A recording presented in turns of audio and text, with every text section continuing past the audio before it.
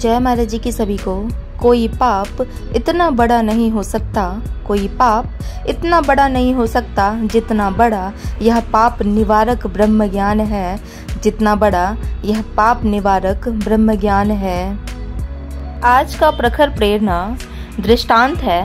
एक गांव में नाथालाल नाम के एक सेठ जी जब भी गांव की वीथियों में से निकलते तो लोग उन्हें प्रणाम करते। प्रतिक्रिया देते हुए सेठ जी अपना सिर हिलाते, मुस्कुराते और कहते, घर जाकर बोल दूंगा। यह घटना प्रतिदिन यूं ही घटित होती थी। लोगों का उन्हें प्रणाम करना और उनका बदले में घर जाकर बोल दूंगा, इन शब्दों को कहना। एक दिन एक परिचित व्यक्ति ने जब सेठ जी के ये शब्द सुने तो उसके मन में सवाल उठा कि आखिर सेठ जी के इन शब्दों का क्या अर्थ है, वे ऐसा क्यों कहते हैं। इसी जिज्ञासा को शांत करने के लिए वह सेठ जी के पास पहुंच गया। सेठ जी ने बताया, आज से कुछ समय पूर्व मैं सेठ नहीं बल्कि एक निर्धन व्यक्ति था। कोई मेरा सम्मान नहीं करता था, लोग मुझे नाथू कहकर बुलाते थे, लेकिन अब जब मैं धनवान हो गया हूँ तब से लोग मेरा सत्कार करने लगे हैं और मुझे सेठ जी कहकर बुलाते हैं। इसका अर्थ यह है कि लोग व्यक्ति का नहीं अपितु धन का सत्कार करते हैं। इसलिए मैं उनसे कहता हूँ, घर जाकर बोल दूंगा। घर पहुंचकर मैं अपनी तिजोरी को खोलता हूँ और धन को जाकर कह देता हूँ कि आज उसे किस किस ने प्रणाम किया है। अंत में सेठ जी बोले, ऐसा करने से मैं अभिमान रूपी दोष से बच जाता हूँ। ऐसा करने से मैं अभिमान रूपी दोष से बच जाता हूँ।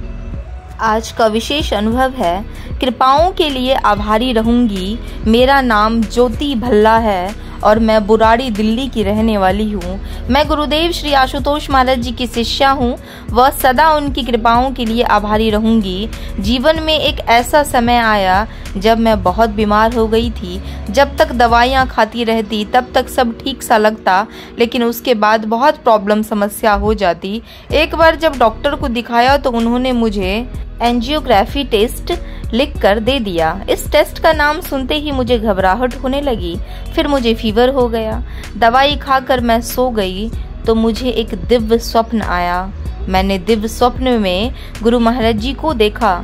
मैं आंखें बंद कर लेटी हुई थी। तभी स्वयं गुरु महाराज जी मेरे पास चले आए।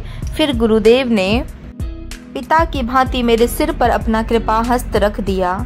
गुरुदेव के आशीष का ऐसा प्रभाव हुआ कि मेरे शरीर में सिर से लेकर पैर के नाखून बहुत तेज वाइब्रेशन होने लगी। मैं चाहती थी कि मैं आंखें खोलकर महाराज जी का दर्शन करूं, पर आंखें खोलने की हिम्मत नहीं हो रही थी। थोड़ी ही देर के बाद महाराज जी ने अपना हाथ हटा लिया। फिर गुरुदेव ने मुझे छोले चावल खाने के लिए दिया, क्योंकि मेरी इच्छा थी कि मैं कभी आश्रम का भोजन ग्रहण करूं। इधर जैसे ही मेरी थाली का भोजन खत्म होता उधर महाराज जी उसे फिर से भर देते। मतलब महाराज जी ने मुझे खूब अच्छे से भोजन करवाया। जब मैं नींद से जागी तो स्वयं को एकदम स्वस्थ अनुभव कर रही थी। महाराज जी की कृपा से अब मैं एकदम स्वस्थ हूँ। धन्यवाद गुरुदेव, कोटि कोटि धन्यवाद गुरुदेव। और ऐसी ही दिव्य अनुभूति अगर आप लोगों के जीवन में भी घटे तो अपने अनुभवों को दिव्य ज्योति जागृति संस्थान अंतः अनुभूति हेल्पलाइन नंबर पे अपने अनुभवों को जरूर दर्ज कराएं। इसे बिल्कुल ना भूलें और डेली के आने वाले अनुभवों को नित्य प्रतिदिन पढ़ें। इसे भी बिल्कुल मिस ना करें और अपने रिलेटिव्स, अपने फ्रेंड्स में भी इस अनुभव को जरूर शेयर करें ताकि यह संदेश और लोगों तक भी पहुंच सके। जय महाराज जी की सभी को। प्रेम को अपनी वास्तविक मंजिल तक पहुंचना चाहिए। प्रेम को अपनी वास्तविक मंजिल तक पहुंचना चाहिए, उस परमात्मा तक जो अनंत प्रेम का सागर है, उस परमात्मा तक जो अनंत प्रेम का सागर है।